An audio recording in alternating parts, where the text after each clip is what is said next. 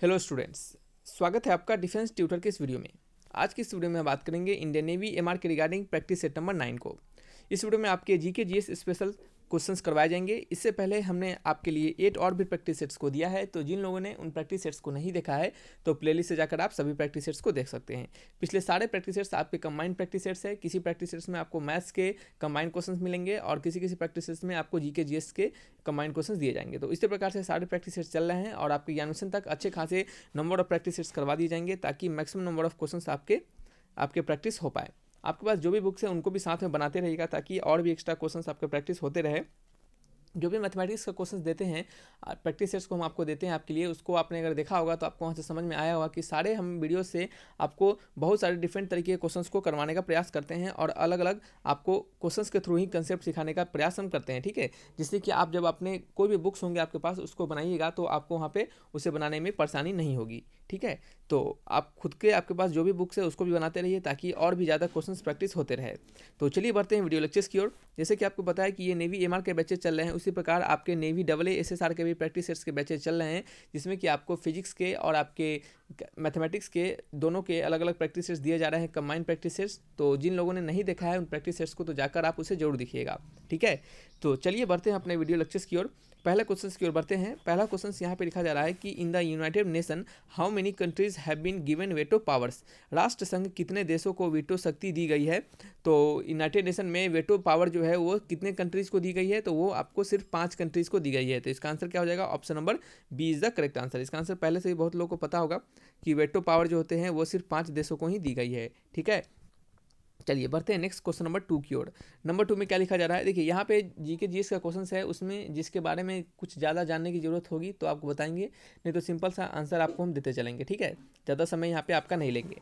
Next question 2 है, in which year did doctor CV Raman received Nobel prize. Doctor CV Raman को किस वर्ष में नोबेल पुरस्कार से सम्मानित किया गया था। ठीक है, तो डॉक्टर सीवी रमन को किस ईयर में नोबेल प्राइज से सम्मानित किया गया था, तो डॉक्टर सीवी रमन को 1930 में, कब किया गया था, 1930 में उन्हें क्या किया था, आपके नोबेल प्राइज से सम्मानित किया गया था। ठीक है, नोबेल प्राइज उनको अवार्ड दिया गया था, नोबेल प्राइज दिया गया था। ठीक है, चलिए बढ़ते हैं नेक्स्ट क्वेश्चन 3 की ओर। नंबर 3 में क्या लिखा जा रहा है, इसे पढ़िएगा। Who was the first Indian to receive Bharat Ratna. Bharat Ratna पुरस्कार पाने वाले प्रथम भारतीय कौन थे। ठीक है, तो भारत रत्न पाने वाले प्रथम भारतीय कौन थे, तो इंदिरा गांधी थी। तो आंसर क्या हो जाएगा आपका, ऑप्शन नंबर बी। ठीक है, जो कि क्या है, गलत है। इसका आंसर क्या होना चाहिए था, इसका आंसर होना चाहिए डॉक्टर एस राधा कृष्णन। ठीक है, डॉक्टर एस राधा कृष्णन जो थे उन्हें क्या किया था, उन्हें पहली जो वो भारतीय थे, पहले भारतीय थे जिन्हें कि भारत रत्न दिया गया था। ठीक है, तो इसका आंसर हो जाएगा option number C, doctor S Radha Krishnan. क्या हो जाएगा, डॉक्टर एस राधा कृष्णन, इंदिरा गांधी नहीं लगा दीजिएगा। ठीक है, चलिए बढ़ते हैं नेक्स्ट क्वेश्चन नंबर 4 की ओर। नंबर 4 में क्या लिखा जा रहा है, who introduce the Rakhi festival in Bengal in 1905। ठीक है, 1905 में राखी फेस्टिवल बंगाल में किसने इंट्रोड्यूस किया था। ठीक है, तो राखी फेस्टिवल बंगाल में रविंद्रनाथ टैगोर ने क्या किया था, आपको इंट्रोड्यूस किया था। तो इसका आंसर हो जाएगा ऑप्शन नंबर बी। ठीक है, Rabindranath Tagore introduce the Rakhi festival in Bengal in 1905। ठीक है, 1905 में बंगाल में राखी महोत्सव की शुरुआत रविंद्रनाथ टैगोर ने की थी। समझ रहे हैं, चलिए तो बढ़ते हैं नेक्स्ट क्वेश्चन नंबर 5 की ओर। इसी प्रकार से आपको जल्दी से अच्छे खासे आपको क्वेश्चंस करवाए जाएंगे ताकि क्या हो, आपके जीके जीएस क्या हो, आपके अच्छे से रिवाइज होते रहे। नेक्स्ट है 5 नंबर क्वेश्चन में कि first Indian music director to win an Oscar award. Oscar पुरस्कार जीतने वाले पहले भारतीय संगीत निर्देशक। ठीक है, तो ऑस्कर अवार्ड जीतने वाले पहले भारतीय संगीत निर्देशक का नाम था ए आर रहमान। क्या था, ए आर रहमान। क्या हो जाएगा, option number B is the correct answer. ठीक है, ए आर रहमान के बारे में आप सभी ने सुना होगा। ठीक है, पुराने म्यूजिक डायरेक्टर थे ये। नेक्स्ट क्वेश्चन है, क्वेश्चन नंबर 6 है। नंबर 6 में क्या लिखा है, पढ़िएगा। Any person who is an Indian citizen can stand as a candidate in the Lok Sabha election, his age must be not less than. ठीक है, कोई भी भारतीय नागरिक लोकसभा का चुनाव लड़ सकता है, उसकी उम्र इसमें कम नहीं होना चाहिए, यानी इससे, यानी गिवन ऑप्शन में से किससे कम नहीं होनी चाहिए उनकी उम्र, तब वो इलेक्शन को नहीं लड़ पाएंगे। ठीक है, यानी कहने का मतलब कि दिए ऑप्शन में से आपको बताना है कि किसी भी व्यक्ति को लोकसभा चुनाव लड़ने के लिए किनमें दिए ऑप्शन में से किनमें से उम्र उनका कम नहीं होना चाहिए। ठीक है, किन ऑप्शन में से उम्र उनका कम नहीं होना चाहिए। ठीक है, तो बताइए कौन सा ऑप्शन होगा, तो आंसर क्या हो जाएगा, ऑप्शन नंबर बी, यानी उनका 25 साल से उम्र कम नहीं होना चाहिए। और 25 साल से उम्र कम रहता है तो क्या करेंगे, वो उन्हें लोकसभा इलेक्शन के लिए कैंडिडेट नहीं बन सकते हैं। समझ रहे हैं, चलिए तो कहने का मतलब सिंपल सा बात है कि 25 ईयर से ज़्यादा रहना चाहिए। ठीक है, क्वेश्चन को थोड़ा सा घुमा के दिया गया है, आंसर 25 ईयर है।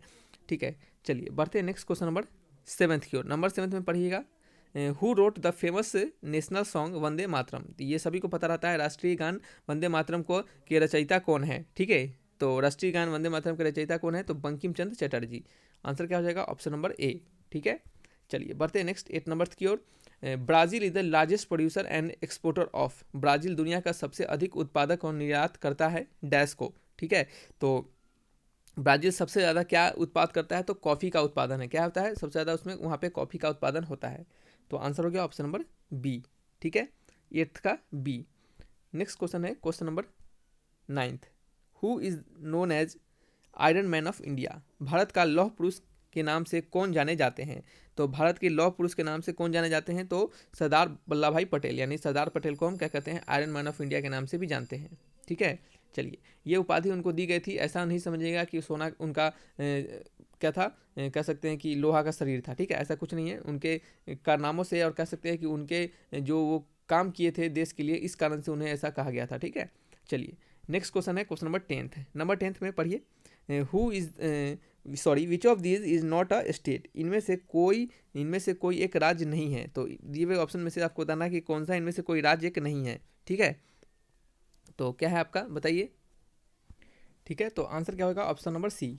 क्या हो जाएगा, ऑप्शन नंबर सी, मुंबई। क्या है, मुंबई क्या है, कैपिटल सिटी है किस स्टेट का, महाराष्ट्र का। किस स्टेट का, महाराष्ट्र का। तो आंसर क्या हो जाएगा, option number C is the correct answer. ठीक है, चलिए बढ़ते हैं नेक्स्ट क्वेश्चन नंबर 11th की ओर। नंबर 11th में है कि the first women ruler of India was. Bharat की प्रथम महिला शासक थी। ठीक है, तो भारत की प्रथम महिला शासक कौन थी, तो रजिया सुल्तान। क्या हो जाएगा, Razia Sultan, option number A. चलिए नेक्स्ट क्वेश्चन है question number 12th। Number 12th में लिखा जा रहा है कि who founded the Banaras Hindu university. Banaras Hindu विश्वविद्यालय की स्थापना किसने की थी, तो बनारस हिंदू यूनिवर्सिटी, आप नाम सुना होगा आपने, BHU। ठीक है, तो BHU यानी बनारस हिंदू यूनिवर्सिटी की स्थापना किसने की थी, तो मदन मोहन मालवीय। किसने थे, मदन मोहन मालवीय। ठीक है, Madan Mohan Malviya, option number B is the correct answer. ठीक है, चलिए बढ़ते हैं नेक्स्ट क्वेश्चन नंबर 13th की ओर। नंबर 13 में है कि the disease malaria is caused by. Malaria बीमारी फैलती है, तो मलेरिया बीमारी किससे फैलती है, तो मलेरिया बीमारी फैलती है मॉस्क्यूटो से। तो आंसर हो जाएगा option number B is the correct answer, यानी मच्छर से। नेक्स्ट क्वेश्चन की ओर बढ़ते हैं नंबर 14th की ओर, who is rich source of protein. ठीक है, which is the rich source of protein. Protein का मुख्य स्रोत है, तो प्रोटीन का सबसे मुख्य स्रोत कौन सा है, तो प्रोटीन का मुख्य स्रोत होता है soybean. Option number B is the correct answer.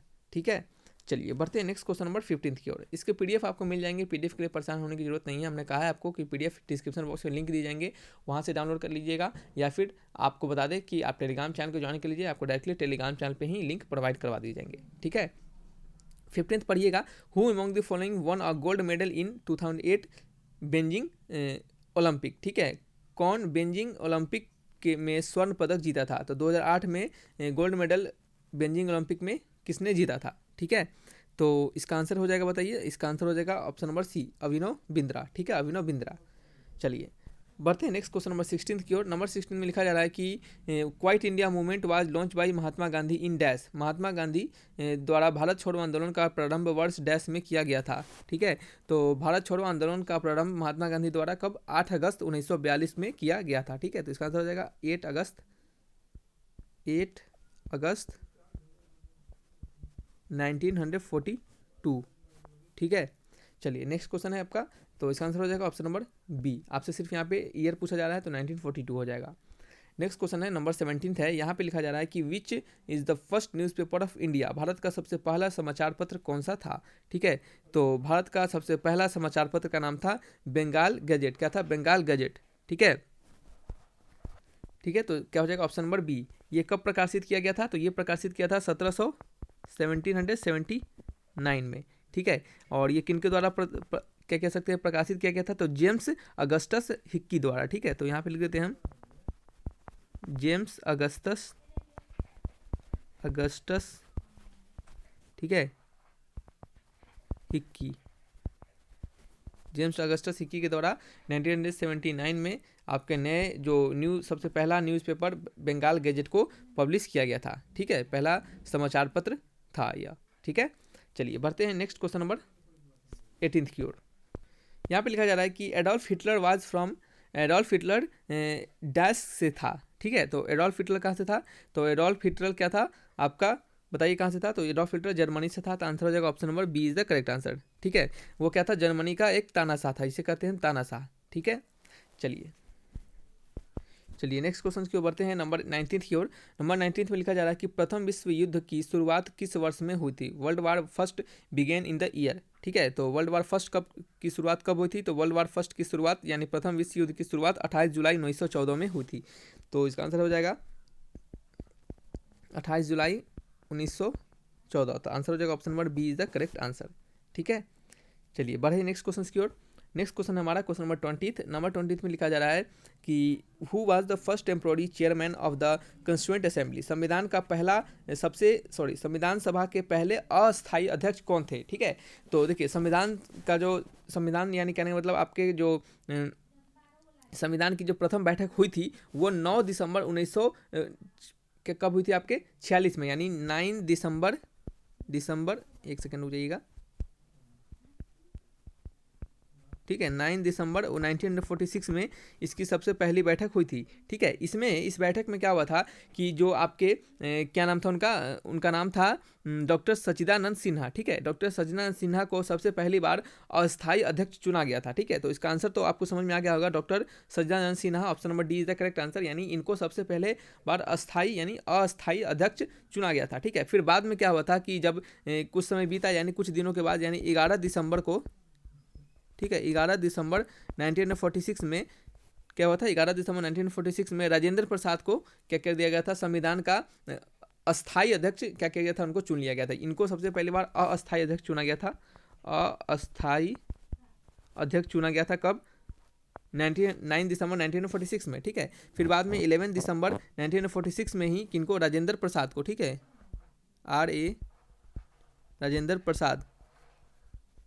ठीक है, इनको क्या चुना गया था? इनको अस्थाई यानी परमानेंट कह सकते हैं। ठीक है, ये टेम्पोररी थे और ये क्या थे? परमानेंट। इनको अध्यक्ष चेयरमैन ऑफ कंस्टिट्यूएंट असेंबली का इनको चुन लिया गया था। ठीक है, तो बस ज़्यादा दिन के लिए अस्थाई इनको रखा गया था। कुछ समय बाद उनको अस्थाई जो थे राजेंद्र प्रसाद को अस्थाई अध्यक्ष बना दिया गया था, यानी परमानेंट उनको अध्यक्ष बना दिया गया था, परमानेंट चेयरमैन बना दिया गया था। ठीक है, तो इसका आंसर तो आपको मिल गया होगा। इसका आंसर है डॉक्टर सच्चिदानंद सिन्हा को ही temporary chairman of constituent assembly के तौर पर चुना गया था। ठीक है, तो इसका आंसर हो जाएगा option number D is the correct answer. समय भी हमने बता दिया कि कब कब किनको क्या चुना गया था। तो चलिए रखते हैं इस वीडियो को यहीं पे, मिलेंगे नेक्स्ट वीडियो में।